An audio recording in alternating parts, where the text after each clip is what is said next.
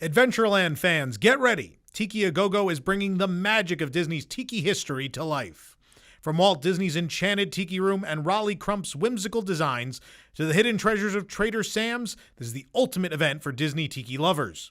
Join us at the Caribe Royale Orlando for a weekend of world-class tiki cocktails, live music, and a marketplace packed with mid-century magic. Plus, dive into special presentations exploring Disney's tropical escapes. Passes are flying fast. Secure your Adventurer's Pass now at Tiki-a-Go-Go event.com and experience the enchantment for yourself.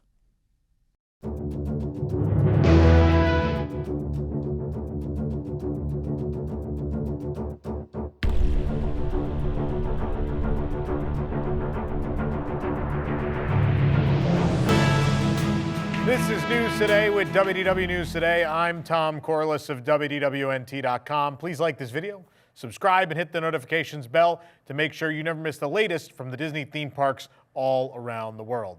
Here now, the news for March 19th, 2025. Actually, before we get to that, I got some housekeeping we need to do. First of all, our spring cleaning auction is this weekend, Saturday and Sunday. Do not miss it, live streaming right here on the channel. You can already bid on hundreds of Disney parks items from around the world at auction.wdwnt.com.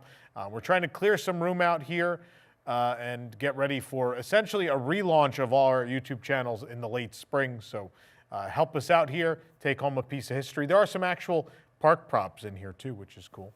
Yeah, help us out. I also want to mention our museum tours. We still have 2 left. At the time you're listening to this, it's probably too late to come to tonight's, but there are tours tonight, Wednesday, March 19th at 7 p.m. and 8. Maybe catch the 8:30 at this point if you hurry. I don't know. But then also this coming Monday, the 24th, we have 2 tours left at 7 p.m. and an 8:30 p.m. These are our last ones for a good while.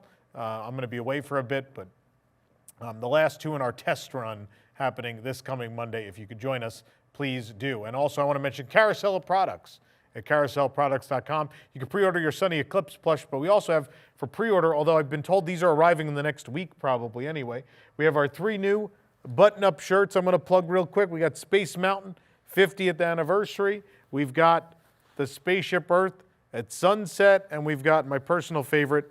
We're resorting to some cheap 3D tricks with Waldo C. Graphic, the spirit of 3D. Get these now at carouselproducts.com. There is a discount if you buy all 3, a special code, and you could also stack your WIGS member discount with it. Great way to support us here at WWT. I'm going to put them back on my temporary closer rack. There they go. Let's get to the news, shall we? The new Disney Vacation Club Lounge at the Magic Kingdom, dubbed McKim's Mile House, a member lounge, is now open to eligible DVC members. Located in Frontierland, the new lounge invites members to relax and recharge in a highly themed space. We'll talk about if it is. It takes up the footprint of the former Frontierland Shootin' Arcade, which closed last summer. We were last report on construction for the new lounge earlier in the week, or last week I should say, as things were wrapping up. A new sign out front informs passerby that this is McKim's Mile House, home to the pioneers of hospitality. It's ridiculous. I kind of love it though. A permit was filed for the installation of this sign back in early February.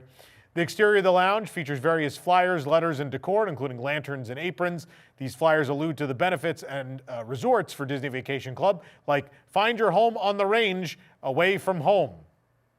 Okay. Home on the Range, not a Disney movie I want to remember, but a faithful old route direct coach service to Disney's Wilderness Lodge, something we do want to remember. Love Wilderness Lodge.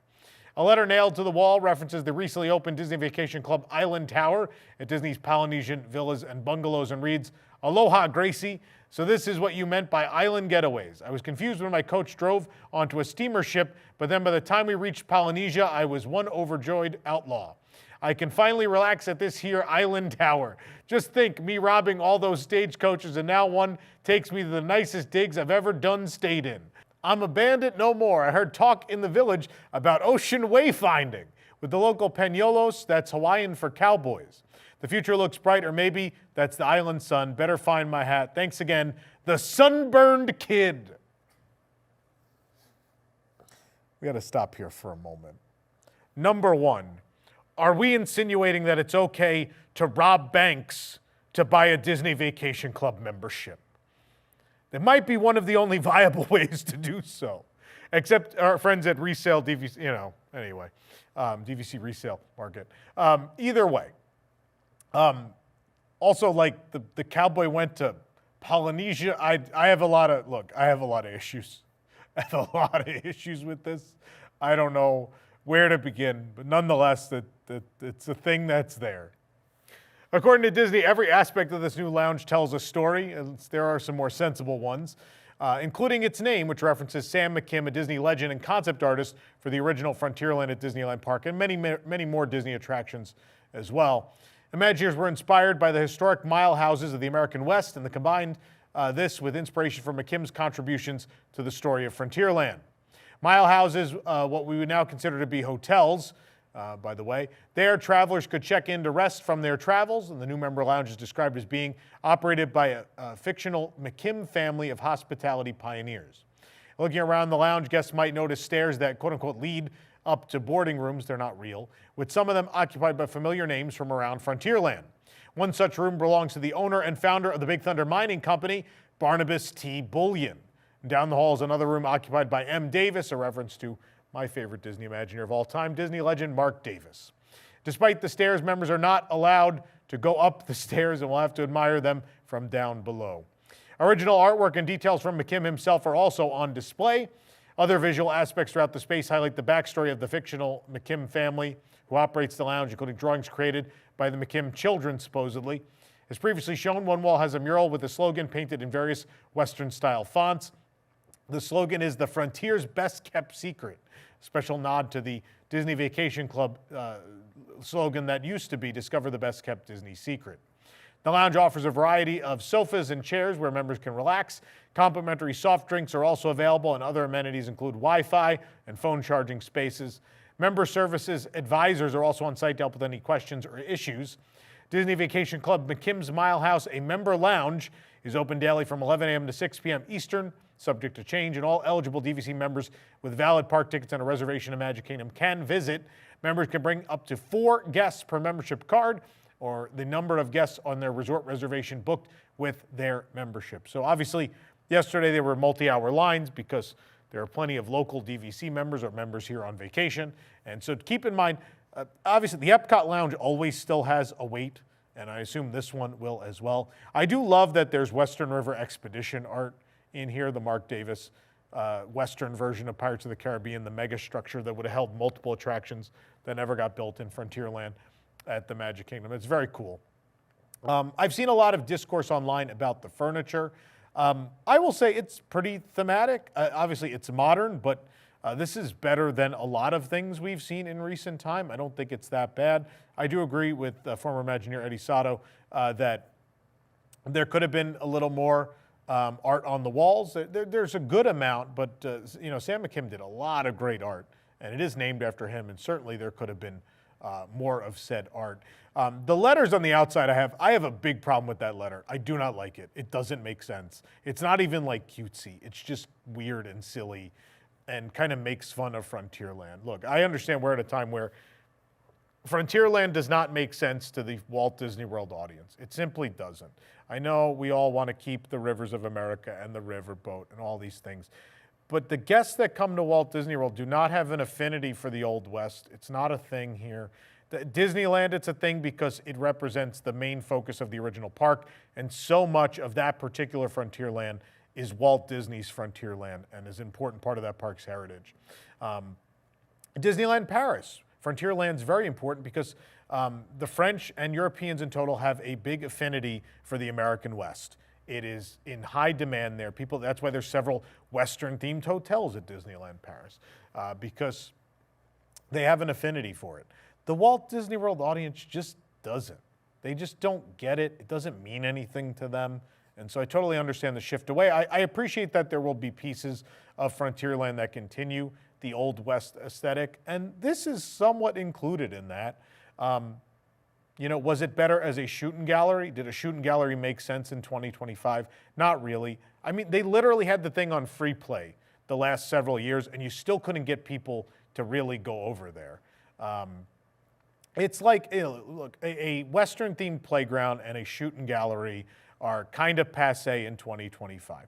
They're not the original versions at Magic Kingdom. They have no real historical significance to that park, and they don't mean anything to this audience. And there's some of these things where you have to believe Walt Disney did a lot of things either that were innovative in his time or that he felt made sense to the park given the time period. And things like a big Western playground and a riverboat and a shooting gallery were all things that made sense in 1955 for a theme park audience. For the Walt Disney World audience that is not primarily built of repeat visitors or locals or what I would call regulars, these things don't make sense. They don't pack in the crowds, and they're not necessarily historically significant because they're not the original. They're not the one he touched. And chances are he would have personally wrecked all this stuff a long time ago. Let's not forget, this is the man who built a train of the future in Tomorrowland at Disneyland and like moments later saw a monorail and went, well, rip that out. You mean the thing we just installed? He said, yeah, rip that out. That's no good. There are some cases where the keep moving forward thing makes sense, and sometimes it doesn't, right? In the case of Muppet Vision, it's the original, it's the only one, and it's the last work of Jim Henson. Carousel of Progress at Walt Disney World. Makes sense. That is the Carousel of Progress. That is Walt Disney's creation. It's the only one. It's the original. That makes sense to be preserved and kept at the Magic Kingdom.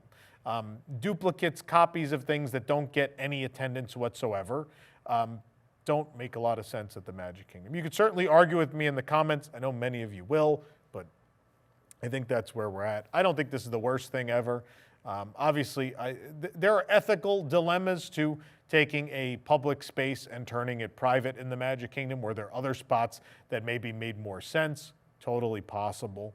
And other spots, could they have built a bigger one? They know how popular this lounge is. The EPCOT one is always a disaster.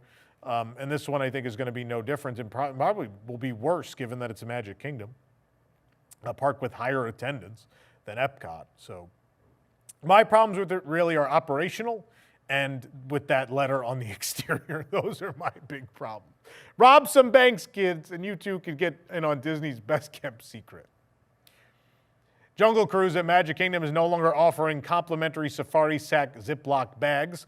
The Jungle Cruise started offering the bags back in 2022, ostensibly to keep valuables safe during the water ride, even though you don't really get wet. Cast members started offering the bags after the Ziploc sponsorship was added to the trunk at the ride's exit. They were printed to look like a brown canvas bag featuring Jungle Cruise-like jokes. Before it closed to become Tiana's Bayou Adventure, though, Splash Mountain had the Ziploc bags. It made more sense there, obviously, as that's a ride where you actually get wet.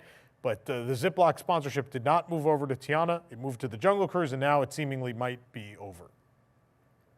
Steel framework is now visible as construction continues on the Pirates of the Caribbean themed lounge at Magic Kingdom. Crews are likely working on structural elements of the lounge as construction progresses. Disney also recently filed a permit to refurbish the pre-existing signage from the Pirates League outside and change it into signage for the new space. Construction walls are still in place throughout the area, of course. We saw a cast member entering through a door in the walls into the closed-off space. And near the exit of the Pirates of the Caribbean ride, we noticed multiple new props, including crates, barrels, and boxes.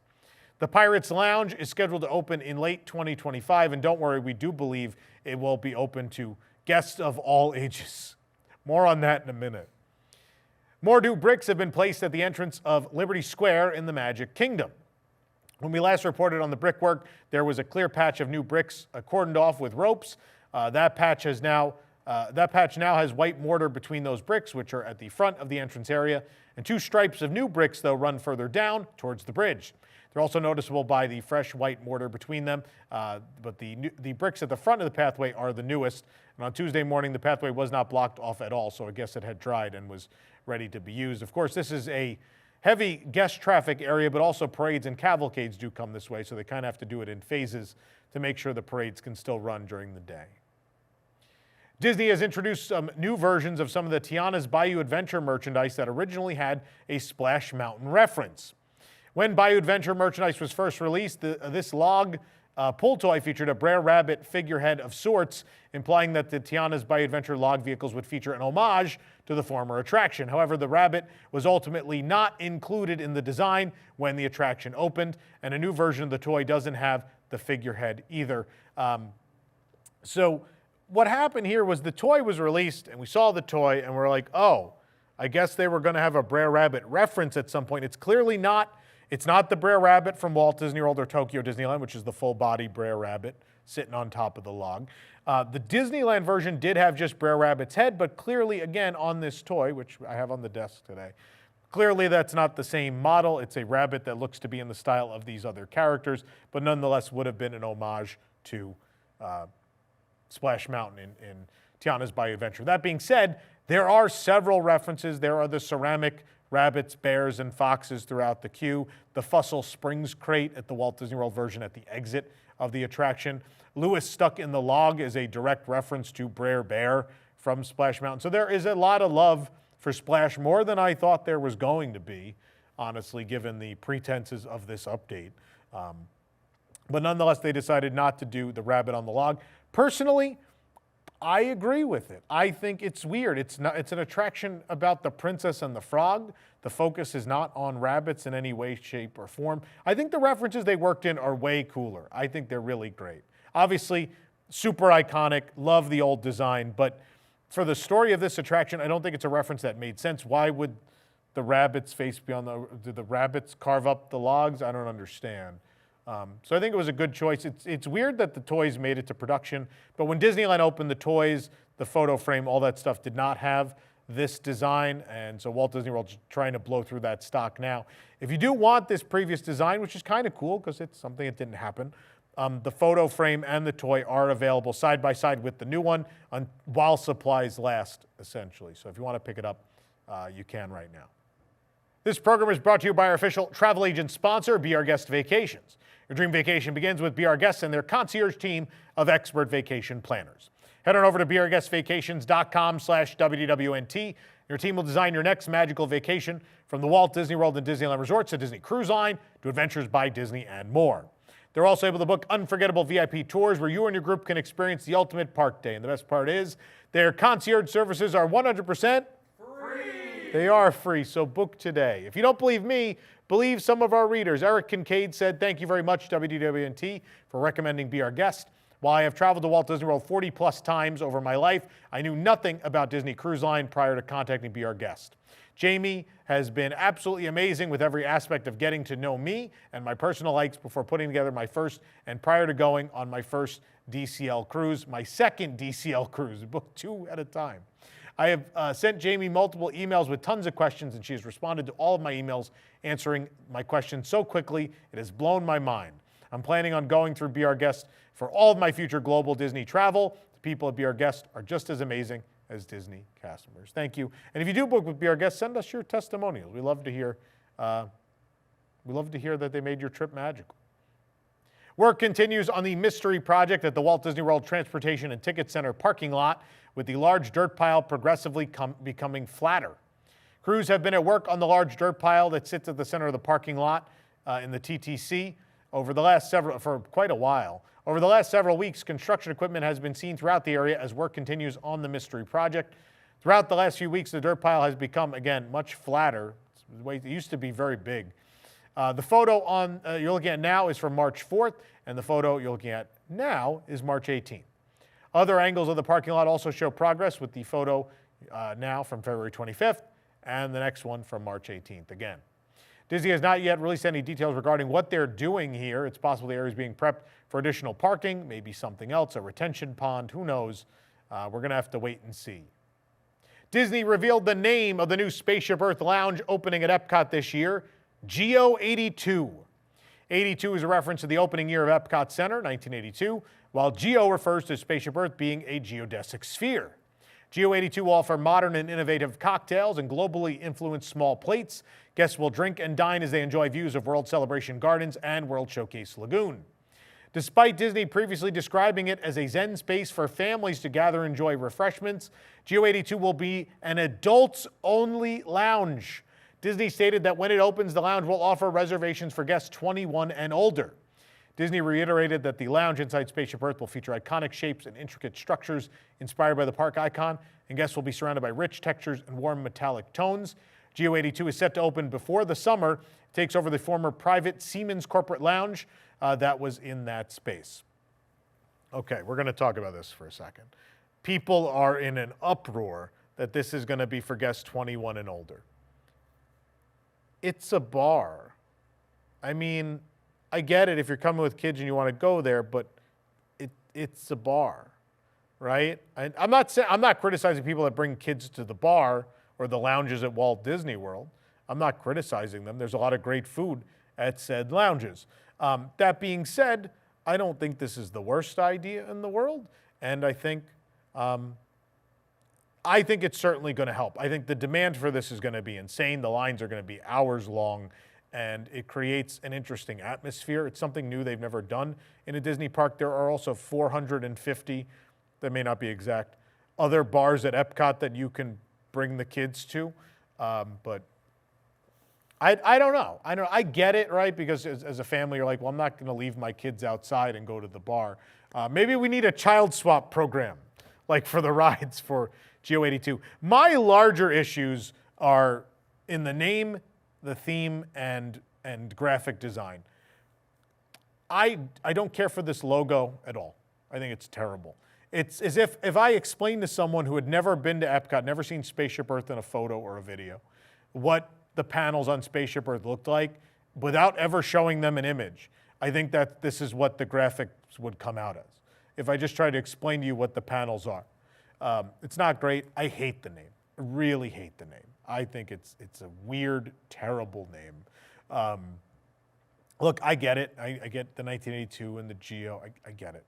There are a lot of, if this is going to be an adult-only lounge at EPCOT, we could have got a little nerdy with it. It could have been an homage to the EPCOT that used to be. There's a lot of good material there. And also in the design. I think the design, based on the art that's behind the logo and the design of the logo, I'm worried it's going to be super plain and boring and just kind of, I don't know, just be modern and just going to look like an airport lounge. That's my fear. No matter what, the views are going to be spectacular, and that's what we're going for. I hope the food and drink are great, but name and aesthetic I am very, very worried about. But certainly let us know in the comments if you're mad about the 21 and older thing, but it might give them an opportunity to do something the likes of which we've never seen inside a park, which could be fun and interesting. We'll have to see. Disney has fixed much of the damage to CommuniCore Hall's floor decals, but they're still tearing and peeling around the edges of some of the vinyl appliques. This white flower decal is missing most of a petal, seemingly removed due to the damage it had sustained. An orange flower on the floor of a queue has a peeling petal as well. There's a mark on the floor where the petal may have previously ended. It looks like the major damage was cataloged. We cataloged in our last update was fixed, but traffic has caused more wear and tear. Despite some peeling, the decals do look better overall than they did. Currently, CommuniCore Hall is home to the Disney Horticulture Gallery, part of the 2025 EPCOT International Flower and Garden Festival, hence the floral decals. The Detroit Tigers of Major League Baseball recently visited baby tiger Bakso at Disney's Animal Kingdom. The Disney Parks blog shared a look at the team visiting Bakso while they're here training in Florida in the spring. 5 of the players, Colt Keith, Matt Vierling, Tyler Holton, Will Vest, and Zach McKinstry, along with their families, visited the tiger cub and his mom, Sony. The players also set out on other adventures in the park, including a ride on Expedition Everest and Kilimanjaro safaris. Vest said, I think it's kind of cool to have the kids out to see this. For my son, anytime that he sees a tiger, he's always like, Daddy's team. So he's starting to kind of connect the dots there. It was cool to be up close and see the baby cub walking around. Bakso is now almost 6 months old and continuing to grow. Guests can find Bakso on the Maharaja Jungle Trek, where he debuted in January. Due to high demand, there may be a queue or a wait at least to see Bakso. The Grand Cottage at Disney's Grand Floridian Resort and Spa is now open and serving up plenty of Easter and spring-themed treats. This originally debuted in 2022 has now returned for its 4th year. It serves as a snack stand in the lobby of the resort that offers spring and Easter-themed treats, and surrounding the cottage is a white picket fence. The kiosk is decorated with yellow and blue paneling and white pillars, and on top of the kiosk is a sign that reads the Grand Cottage, along with the Grand Floridian logo and a small rabbit. Some of the treats are displayed and ready for purchase on the counter at the front. A sign near the kiosk depicts photos of the treats served at the cottage. The Grand Cottage is open daily from 9 a.m. to 9 p.m. Near the cottage and on the second floor of the lobby are display cases of items and pricing for guests to preview before they purchase.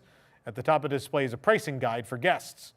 Noticeably absent from this year's menu, however, is the Grand Egg, a large chocolate egg offered every year since the cottage debuted in 2022 until now.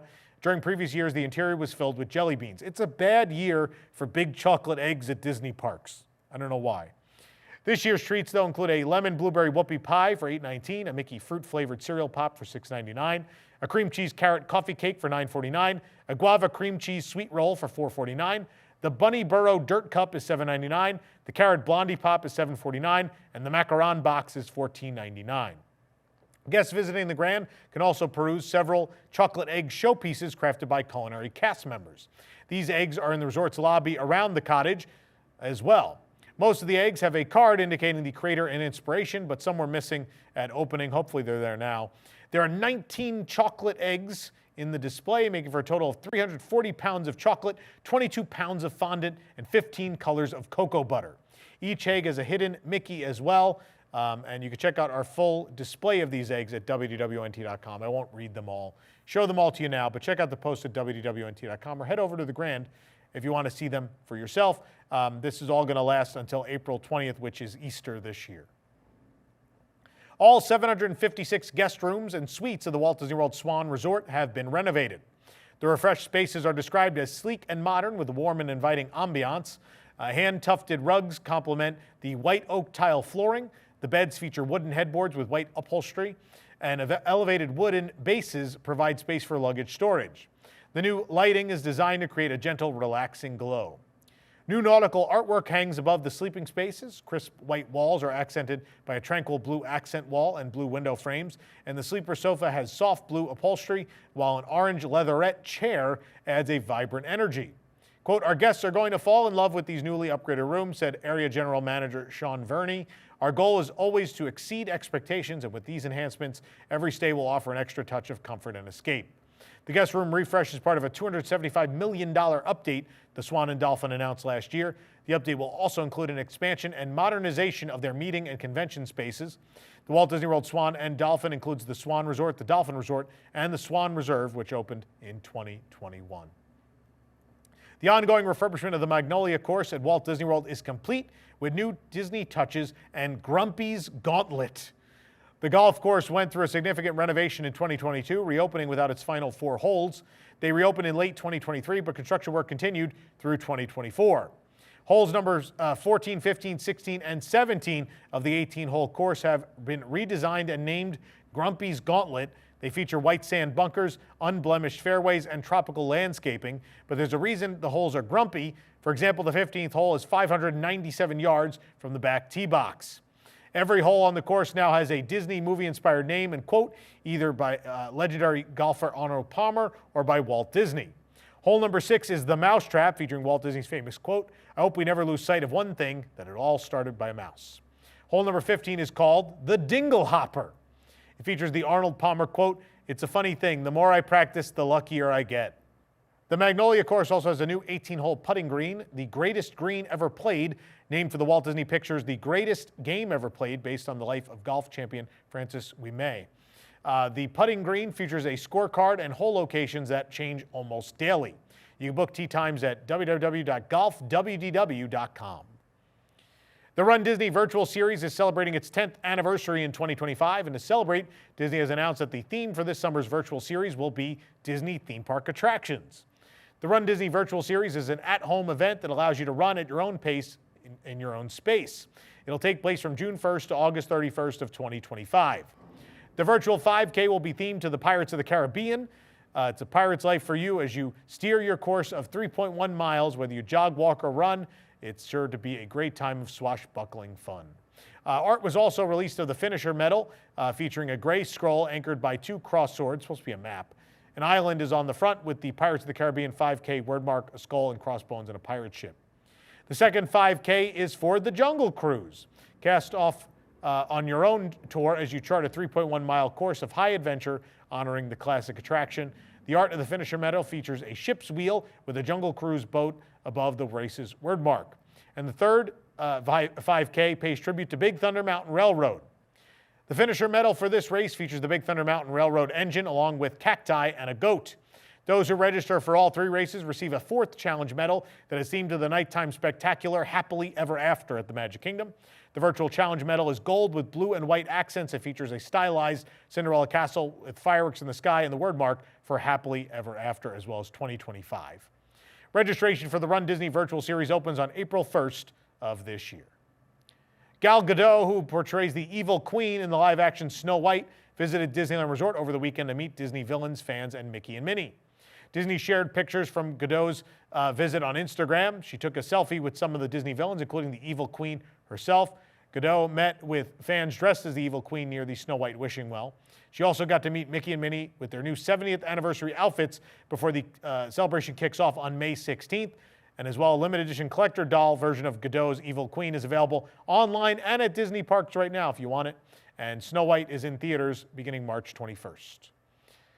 Jolly Holiday Bakery Cafe at Disneyland will have an updated menu when it reopens from its refurbishment, including new items and returning favorites. Disney shared a sneak peek of the menu online. Returning items include the beef birria toasted cheese, which people are very excited about, a chocolate mousse brownie, a banoffee tart, a strawberry stuffed croissant, a Matterhorn macaroon, which is one of the most famous desserts they have, and a s'mores tart. The items new to the menu include the Donald macaron, which is filled with cherry buttercream and vanilla bean creme, pineapple bundt cake with brown sugar crunch, topped with pineapple mousse and finished with a cherry.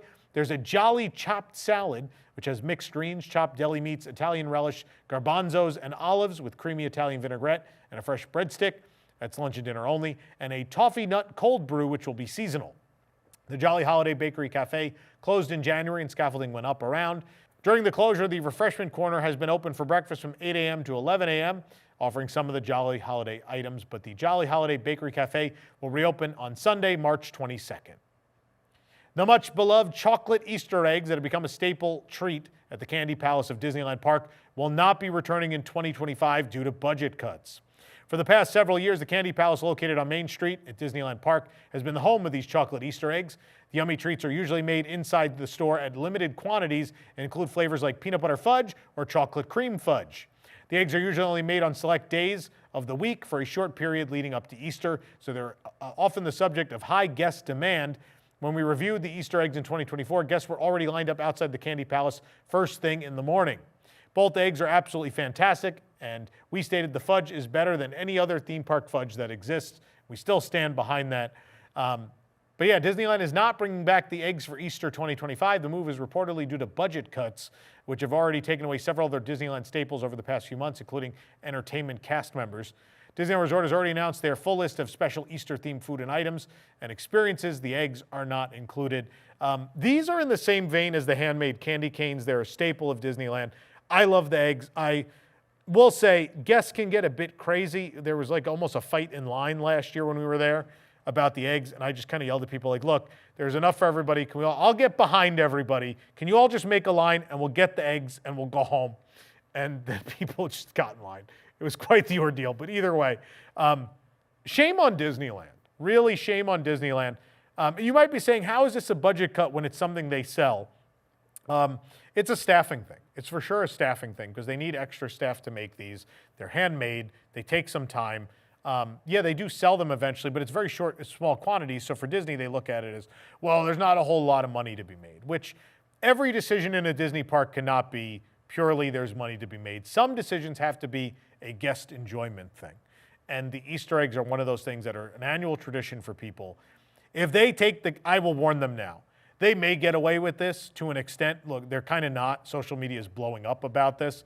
If they come for the candy canes, we will be picketing at Disneyland about candy canes, which sounds like an idiotic thing to do, but those are a legendary Disneyland treat. They're a vestige of the park's history, and that has to continue. So don't you dare. Disneyland, don't you even think about touching the candy canes. But the eggs should happen. This is nonsense. Bring back the eggs. It costs you very little. You make millions of dollars a day. You can afford to make some chocolate eggs for people. Ridiculous. Disneyland Paris has teamed up with Doritos to create new Doritos loaded snacks coming soon to Frontierland. The Overland Trail Cafe near the entrance of Big Thunder Mountain will offer a selection of snacks in partnership with Doritos starting on March 20th.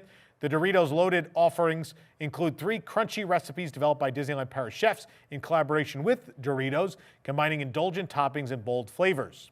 With new Doritos offerings coming a new character, the owner of the Overland Trail Cafe, a stagecoach mail carrier with a fiery nature and a curious mind, has been created.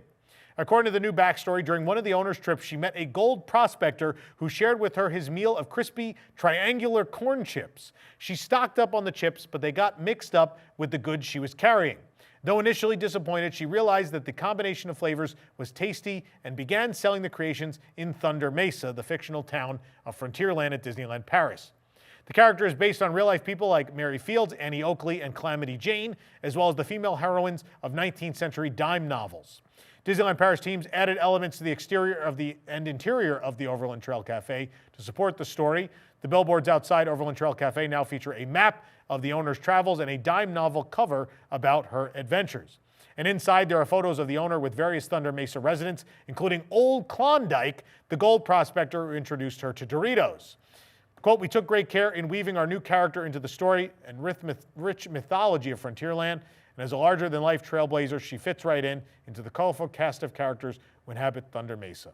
As always, it was a true joy collaborating with the many talented artisans, craftspeople, and experts of all kinds who work behind the scenes at Disneyland Paris," said David Goebel, the lead concept designer at Walt Disney Imagineering Paris. Now, when this was announced, the Disneyland Paris fans, in typical fashion, came out and were angry and made their jokes that, oh, anything but a new attraction at Disneyland Park. Now, I'm going to tell you, I freaked out at this. There's a very distinct reason. Doritos began at Disneyland. I don't know if people know this. Doritos began at Disneyland with Frito the Kid and a character named Klondike. At the location in Frontierland at Disneyland, Frito the Kid would yell to Klondike, "More chips, give me more of those golden chips of corn," and Klondike would send them on down. And so Klondike is referenced in this story, and the story of Doritos and Disneyland continues here, which I think is fantastic. I love that he is referenced. This goes back to early Disneyland. It's really well done. It brings new offerings to Disneyland Paris, which I will tell you, people always complain about the food offerings at Disneyland Paris. So anything different that's not a shortbread cookie or a chocolate pop is welcome. So it's nice to see something different. I know we're laughing, it's a Doritos sponsorship. Yeah, but it also goes back to the opening of Disneyland. This is a very distinctly Disney thing to create a whole backstory that pays homage to the original park. And I love it. I can't wait to see this in person. I know it's just a chip kiosk. I know I'm being silly, but I really love this. Speaking of things I love, a Disney Resort Line monorail will be decorated for the 20th anniversary celebration of Duffy and Friends at Tokyo Disney Resort. The specially decorated monorail is dubbed the Duffy and Friends Colorful Happiness Liner. The picture you're looking at now shows the front cars with a pastel rainbow gradient featuring colorful bubbles of each character. Starting with Duffy, the 20th anniversary logo is on the lead car. The Disney Resort Line day passes featuring celebration artwork will also be available. Duffy and Friends 20th Colorful Happiness runs from April 8th of 2025 through March 19th of 2026. The event's offerings include much more than just a monorail, and we'll be there to bring them to you as we visit the park next month. Duffy was first introduced as the Disney Bear at Walt Disney World in 2002. It didn't go so well, and eventually the concept was sold to Tokyo Disney, where he became essentially the icon of Tokyo Disney Sea, and they've never looked back since. Duffy's been a big deal, and now he gets a year-long celebration and his own monorail. I want to know, though, in the past they have done Duffy and Friends overlays of the monorail, and they've used the actual material that is the fur for these characters that you buy in the store to line the seats and some of the handrail covers. It looks like all the seats are going to be covered in the character fur again, but we didn't get that information, so I'm dying to see if that's true. The attention to detail is amazing. Tokyo Disney Resort revealed a whimsical new popcorn bucket inspired by Reach for the Stars, the new nighttime spectacular. This will be out next month and retail for 3,600 yen. The bucket is inspired again by that new nighttime show. It debuted last year. You can watch that right here on our channel if you haven't seen it. The round bucket features a 3D Cinderella castle that sits atop clouds behind a clear plastic enclosure. And soaring above the castle are various Disney characters from the show. The popcorn bucket lights up in green, yellow, purple, and blue. The attached strap features silhouettes of those characters from the front of the bucket. And below the castle is a gold plate with an inscription that reads, "Any wish can be ours if we reach for the stars." The popcorn bucket will be available beginning April 1st from the Big Pop in Tomorrowland at Tokyo Disneyland. There's other merchandise for the show available at the park as well. New cabanas and a new dining pavilion are under construction at the adults-only beach of Disney Cruise Line's private island, Castaway Cay. The additions have yet to be confirmed by Disney, but photos have revealed the project's progress. The construction zone is in full view at the former crew member beach to the west of Serenity Bay, which is reserved for guests 18 and older. The crew member area has been relocated to the east near the observation tower. There are currently only 6 cabanas available for rent at Serenity Bay and 21 at the family beaches, but this project is rumored to add approximately 30 more. And while a second family beach was added to Castaway Cay for the launch of the larger ships, Serenity Bay has been operating at the same capacity since the island opened. The new cabanas and beach space will add much more room for cruisers to relax. The basic frameworks for several of the new cabanas are in place. Large posts outside may support awnings, and piping is visible inside the cabanas as well. There are a few trees around the cabanas at the far end of the beach. The only construction visible during our visit was a forklift, and behind the cabanas, a new dining pavilion is also under construction. Sources indicate this will replace the relatively small Serenity Bay Barbecue, and construction is right next to Castaway Air Bay and behind Serenity Bay Barbecue. For the absolute latest on these stories and all that didn't make it into today's show, be sure to check WDWNT.com and follow us on all your favorite social media platforms. You can support the entire team behind the show and others by joining the WDWNT Interglobe Society at patreon.com/WDWNT. Get access to exclusive content, discounted show and event tickets, and more. Special shout out to our WIGS members watching who make this show happen every week. For the worldwide leader in Disney Parks news, this is Tom Corliss saying, enjoy the rest of your today and have a great, big, beautiful tomorrow.